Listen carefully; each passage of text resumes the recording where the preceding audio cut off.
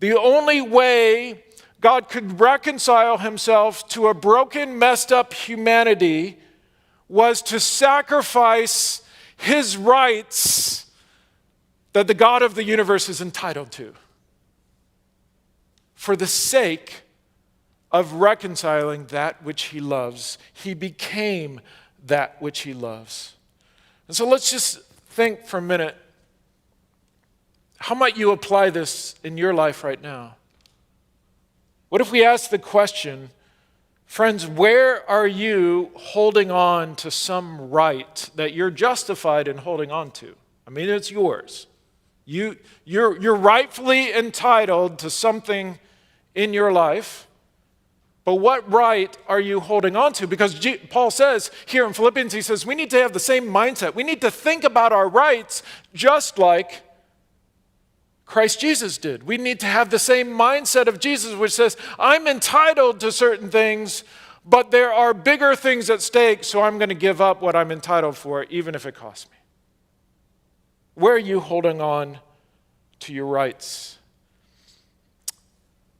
As I was thinking about this, I thought about a moment with one of my sons. If you've ever raised teenagers, you kind of know what this is like, if we're all honest with one another. But I remember a time when my son wasn't truthful with me. And it hurt me very deeply. It offended this what I thought was an inalienable right of a father to always have their kid be truthful with them, right? It was this like offense of me, like this is disloyal, this isn't right, and I got very angry, and the matter was of some consequence, and so it was deep in me, like I was just like, that is so wrong. I'm entitled to more than what you're giving me as your father. And you know what? I hung on to that feeling for far too long, and you know what?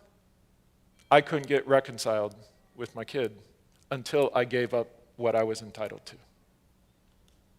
It got in the way of reconciling and bringing the relationship back together. So I don't know whether for you it's a relational situation in your family or your coworkers or some part in your life where you just feel like I am justified in holding on to this thing no matter what happens because I'm entitled to it.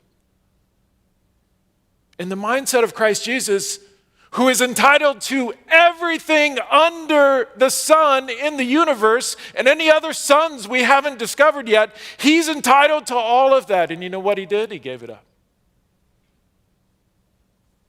He gave it up. For love's sake.